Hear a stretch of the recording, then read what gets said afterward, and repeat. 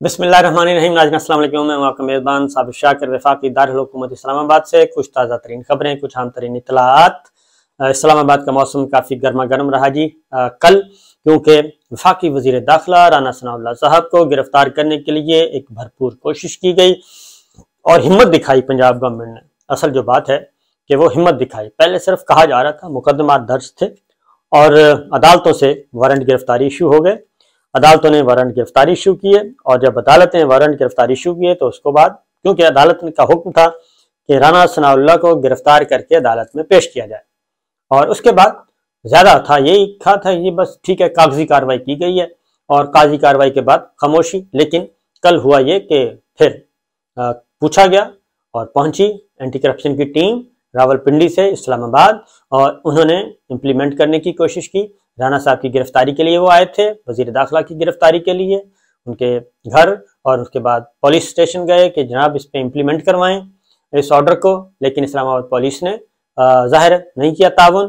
तो ये एक सीरियस एफर्ट थी और वो इसलिए थी क्योंकि राना साहब वजीर दाखिला हैं और वो धमकियां बहुत देते हैं और वो बताते हैं कि जनाब 25 मई से मैं ज़्यादा बढ़कर पहले ये काम किया गया था तहरीक मिनहाजुल कुरान के साथ, और उस वक्त भी ख्वाजा साद रफीक साहब आए थे मैदान में। उन्होंने कहा कि हम ऐसा इस्तकबाल करेंगे डॉक्टर ताहिरुल कादरी साहब का कि ये याद रखेंगे, और उसके बाद फिर सानिया मॉडल टाउन हो गया था और फिर 25 मई पे भी यही कुछ किया गया। अब फिर ये मामला जैसे ही लॉन्ग मार्च और धरना आ रहे तो राना साहब है वजीर दाखिला। बहरहाल ये चीज अब मुकदमात भरपूर हैं जी। इस वक्त हो क्या रहा है, पूरी काबीना जो है इमरान खान साहब और उनकी पूरी काबीना को नोटिस इशू हुए हैं। किस मामले पे इशू हुए हैं? एक तो वो जो काबीना का फैसला था, हालांकि वो मलक रियाज साहब वाला जो अमाउंट है जी कहाँ जानी थी कैसे जानी थी, उस मसले पे मोर देन पूरी काबीना जो उसमें नोटिस इशू हुए हैं। अब ये काबीना को कभी भी नोटिस इशू नहीं होता, फेडरल गवर्नमेंट को कभी भी नोटिस इशू नहीं होता, इंडिविजुअल को होता है कि किसी इंडिविजुअल ने क्या कोई करप्शन की है, वो फेडरल कैबिनेट का डिसीजन है, वो किसी वजीर का इनफरादी फैसला नहीं है। बहरहाल उसमें एक तो लपेटने की कोशिश की जा रही है और ये है खौफ-ए-राज। फिर दूसरा फॉरेन फंडिंग के मामले में उसको जरा फैलाया जा रहा है। फॉरेन फंडिंग को जिसको इलेक्शन कमीशन कहता है ये ममनुआ फंडिंग है, फॉरेन फंडिंग नहीं है। अभी तक मैटर जो है वो पेंडिंग है, तहकीकात हो रही हैं, आगे मामला बढ़ रहा है, मजीद डिटेल्स आनी है। उसमें मुस्लिम लीग नवाज का केस भी पड़ा है, पीपल्स पार्टी का केस भी पड़ा है, वो भी वहीं पड़े हैं, हाई कोर्ट सुप्रीम कोर्ट तक ये चीज़ें पहुंची हुई हैं। लेकिन उसमें भी नोटिस इशू किए, उसमें गिरफ्तारियां भी की गई और गिरफ्तारियां करने का मकसद यही था कि लॉन्ग मार्च धरने से पहले पहले गिरफ्तारियां की जाएं मैक्सिमम, और किसी न किसी तरीके से इन सबको अंदर किया जाए। अब इमरान खान साहब की गिरफ्तारी उनको भी करने की कोशिश की जा रही है, गिरफ्तार करें और उनको नज़रबंद करें, कैसे भी करें, लेकिन वो अभी तक पूरा होता हुआ नजर नहीं आ रहा। फिर अब जो इत्तला आ रही है वो यही है कि अगले 1-2 दिनों के अंदर अंदर इमरान खान साहब जो हैं वो फाइनल कॉल दे देंगे और वो तारीख का ऐलान कर देंगे। हो सकता है वो 16 अक्टूबर हो ज़िमनी इलेक्शन वाले दिन, या 15 अक्टूबर हो, क्योंकि मेरी इत्तला के मुताबिक 15 अक्टूबर जो है वो डेडलाइन रखी हुई है। इमरान खान साहब ने इंतजार कर रहे हैं कि 15 अक्टूबर तक कोई सीरियस इंगेजमेंट की जाए पाकिस्तान तहरीक इंसाफ के साथ और इलेक्शन की तारीख का ऐलान कर दिया जाए। एक इलेक्शन की तारीख इंडिया आए, क्लियर मैसेज आए कि जनाब फलां तारीख को या फलां महीने अर्ली इलेक्शन का अनाउंसमेंट हो, कबल वक्त इंतखाबात, आम इंतखाबात का ऐलान कर दिया जाए। उसके बाद फिर मॉडलिटीज तय की जाए, क्योंकि मैसेज ये दिया जा रहा है कि पाकिस्तान तहरीक इंसाफ वापस जाए कौमी असम्बली में और अपना जमहूरी किरदार अदा करे। ये message chief justice of Pakistan की तरफ से भी आया ओपन कोर्ट में, और यही message chief justice Islamabad high court की तरफ से भी आया ओपन कोर्ट में कि जनाब वापस जाएं, इदारों को मजबूत करें, जमहूरियत को मजबूत करें और अपना किरदार जो है पार्लिमान, अपना किरदार पार्लियामेंटेरियंस, अपना किरदार पार्लियामेंट में जाके अदा करें। वो ये डेडलॉक खत्म करवाना चाह रहे हैं। जुडिशरी मैसेज दे रही है बार बार कि अपना डेडलॉक खत्म करें और अपने रूल्स ऑफ बिजनेस तय करें, रूल्स ऑफ एंगेजमेंट तय करें, पॉलिटिकल एंगेजमेंट करें, एक दूसरे के साथ टॉकिंग टर्म्स करें, मुआहिदात करें और आगे बढ़ें, जिससे जमहूरियत मुस्तहकम हो, पार्लिमानी इदारे मुस्तहकम हो, पार्लियामेंट की बालादस्ती, पार्लियामेंट का वकार इजाफा हो। ये आला अदलिया बार बार मैसेज दे रही है। और दूसरी जानिब हम देखते हैं कि कुछ साइन ऐसे आ गए हैं, और वो साइन है वजारत दाखिला की तरफ से ज़िमनी इलेक्शन मुलतवी करवाने की दरख्वास्त जो इलेक्शन कमीशन ऑफ पाकिस्तान को दे दी गई है। अब इलेक्शन कमीशन ऑफ पाकिस्तान को जो दरख्वास्त दी गई है वो इसीलिए दी गई है, इसके अलावा कोई और नहीं है समझ आ रही कि जनाब वो भी समझते हैं कि ये इलेक्शन की तरफ हमें जाना ही पड़ेगा। और हो सकता है शहबाज शरीफ साहब प्राइम मिनिस्टर जो हैं उनको ये मैसेज दे दिया गया हो कि जनाब मामला तय करें। उसकी रीज़न ये है कि जनाब बाजवा साहब उन्होंने एक बात की है, उन्होंने कहा कि फेक न्यूज़, सियासी बहस व मुबाहिसे पर तवज्जो न दें। वो अपने बज़ाहिर तो वो अपने जवानों से खिताब कर रहे थे जिन्होंने अभी नई नई वो फौज में दाखिल हो रहे हैं। पासिंग आउट परेड जो होती है एक रवायती प्रोग्राम है और उसके बाद बाकायदा तौर पर ही जिम्मेदारियां संभालते हैं पाक फौज में हमारे नौजवान बच्चे बच्चियां।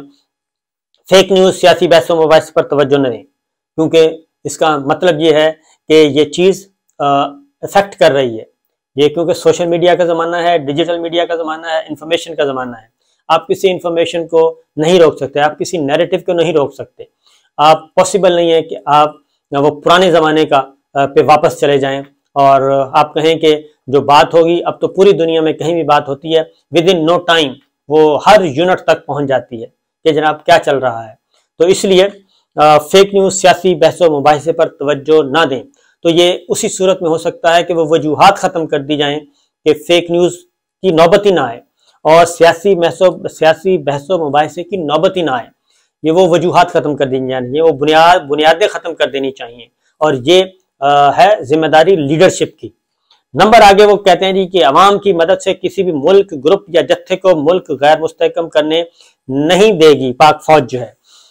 बिल्कुल दुरुस्त है, अवाम की मदद से, ये सवाल है जी, अवाम की मदद से किसी भी मुल्क, बिल्कुल ठीक है, मुल्क की तरफ से जब भी कोई किसी ने चैलेंज करने की कोशिश की तो आखिरी जो मार्का हुआ वो हुआ 27 फरवरी को।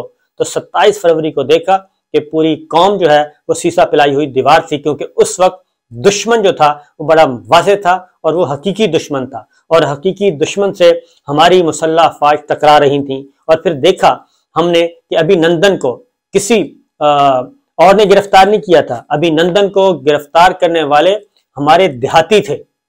जब उसने छलांग लगा दी नीचे, उसको नहीं पता था कि वो किधर है, और जब उसने इजेक्ट किया और नीचे आया जख्मी हालत में और उसने यकीनन पिस्टल भी ताना, सब कुछ किया और पिस्टल तान के उसने जय हिंद का नारा भी लगाया था। लेकिन जवाब में जब पाकिस्तान जिंदाबाद का नारा देहातियों ने लगाया और देहातियों ने उसको पकड़ा, तो उस वक्त पता चल गया था कि पाकिस्तान के अवाम जो हैं वो हर देहाती, हर सिपाही है, वो पूरे का पूरा सिपाही है।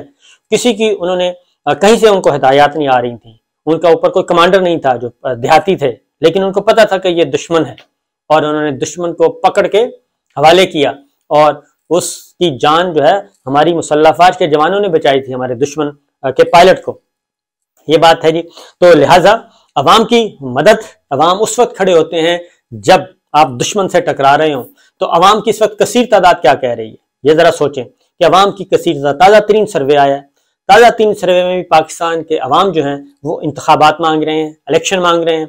पाकिस्तान के अवाम की कसीर तादाद रजीम चेंज ऑपरेशन को उन्होंने कबूल नहीं किया और ये जो इस वक्त जत्था ला के बिठाया हुआ है, इस जत्थे को कबूल नहीं कर रहे वो, क्योंकि इस जत्थे के बारे में कहा गया था कि ये जत्था पाकिस्तान के मईशत को, पाकिस्तान की जड़ों को खोखला करने वाला ये जत्था है सारे का सारा, जो कि मरासला के नतीजे में मारज़ वजूद में आया मुबैना तौर पे, क्योंकि यही नैरेटिव है पाकिस्तान तहरीक इंसाफ का और लोग जो है वो इसको मानते हैं।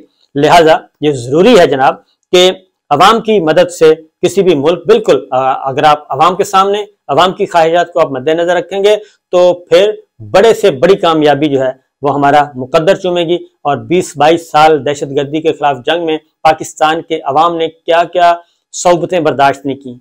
80,000 से ज्यादा जानें गई हैं, 80,000 से कमोबेश 1 लाख के करीब जो हैं। पाकिस्तान का कौन सा वो तबका है जिसने अपनी जान कुर्बान नहीं की? वो टीचर्स हैं, वो साथीज़ा हैं, वो पुलिस है, वो फौजी, हमारे फौजी भाई हैं, फौजी अफसरान हैं, 3 स्टार तक, बल्कि 3 स्टार तक हमारे जो अफसरान हैं उन्होंने अपनी जानें की, कुर्बान की हैं और पुलिस ने की है, हमारे साथीज़ा ने की है, हमारे आम शहरियों ने दी है।